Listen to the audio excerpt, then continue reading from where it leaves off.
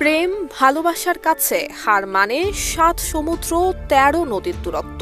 তারই প্রমাণ দিতে ভালোবাসার টানে সুদূর ডেনমার্ক থেকে বাংলাদেশে ছুটে এসেছেন রুমানা মারিয়া।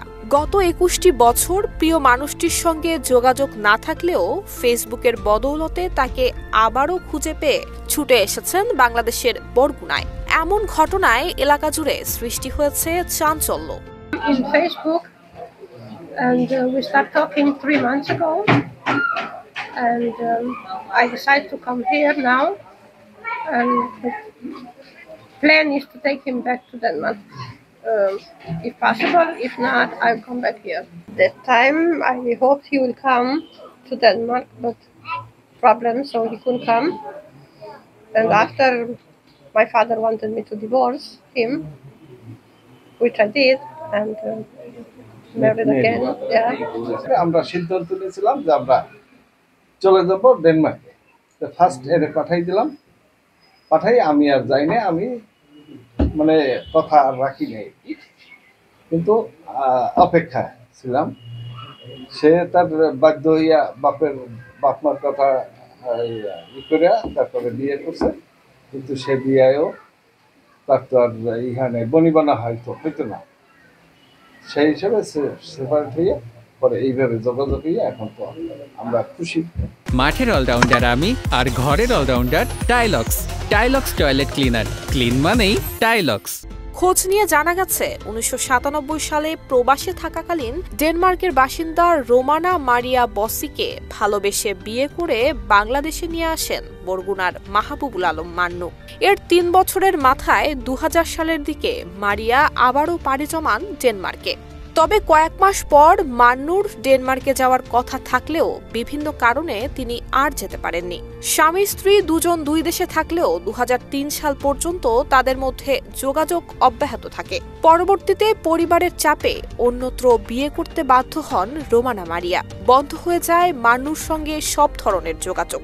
অপরদিকে মান্নুকেও পরিবারের সদস্যরা দ্বিতীয় বিয়ে করতে চাপ দিলে রোমানার ভালোবাসা ত্যাগ করতে পারেননি তিনি।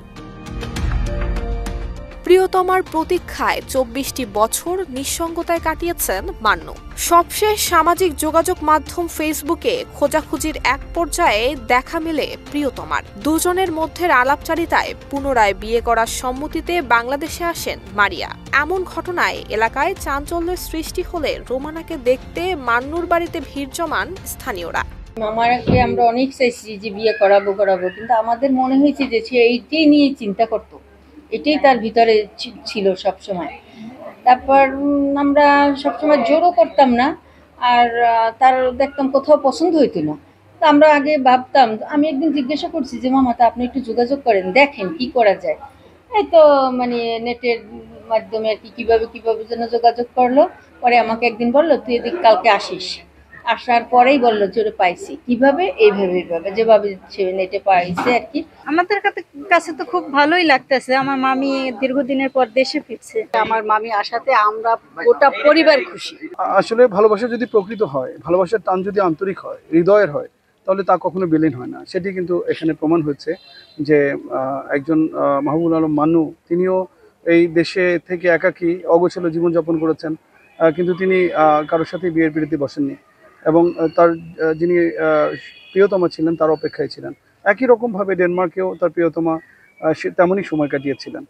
সেই বিরহ বেদনার পরে দীর্ঘ ২৪ বছর পরে তাদের আবার মিলন হয়েছে।